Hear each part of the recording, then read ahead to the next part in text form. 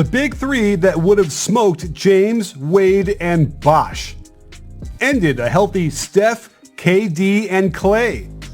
And dethroned the historic MJ, Scottie, and Rodman dynasty.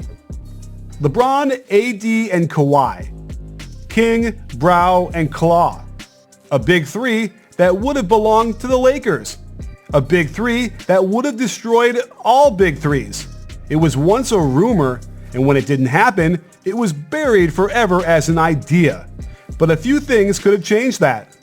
A critical mistake by Magic Johnson, an illegal demand by Kawhi's uncle, and a desire to be the man. This is a ClutchPoints original of what ended the greatest big three ever before it began. In July 2018, a long-drawn injury drama with the Spurs saw Kawhi traded to the Raptors in exchange for DeMar DeRozan.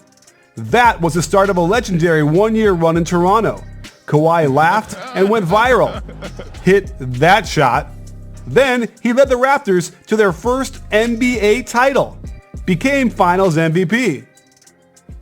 He became a Toronto icon and then laughed again. After the title, he declined his 2019-20 player option and became an unrestricted free agent. It was well known around the league that Kawhi would turn down the player option to seek a move to his hometown of Los Angeles. The question was whether he wanted to team up with James in the purple and gold or play for the Clippers across the hall. There was also talk of him seriously considering remaining a Raptor. A citywide campaign to make Kawhi stay was in full swing, and Kawhi now had a big decision to make. It was down to 3 teams vying for his services. Before free agency began, the Lakers acquired Anthony Davis from the Pelicans. They were title contenders already. If Kawhi signs with them, it's over.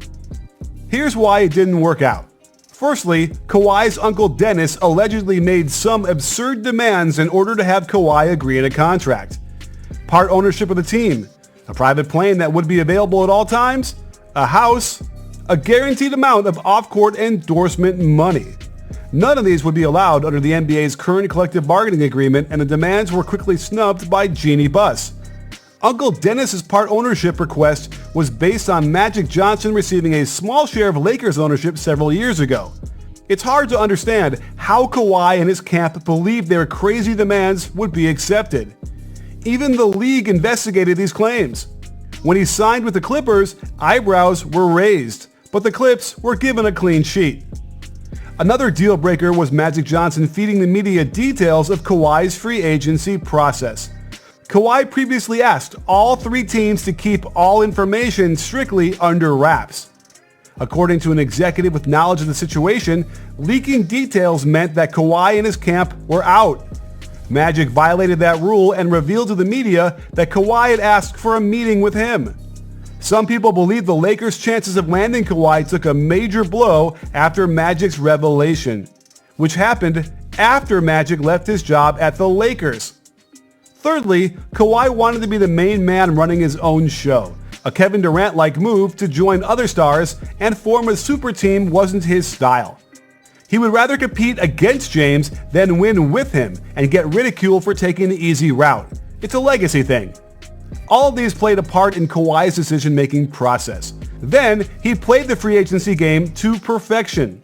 He delayed his decision to choose the best option for himself while also keeping the Lakers from strengthening themselves as they waited on him.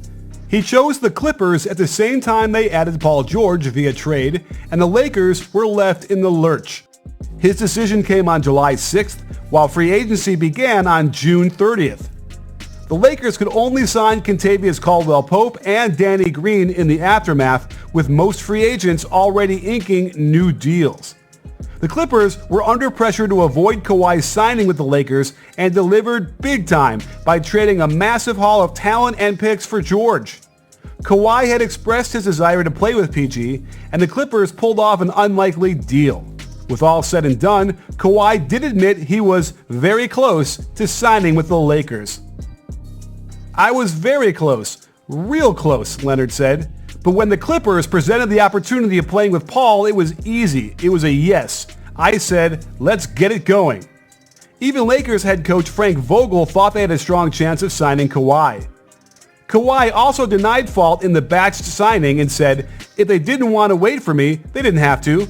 They had a big opportunity to sign me. The Lakers were close, but I ended up on the other side.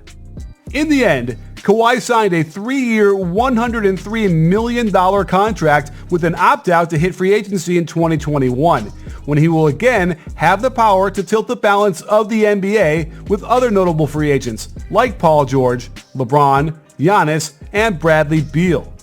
But at least in 2020, the league retained parity when a fun guy told Laker Nation no.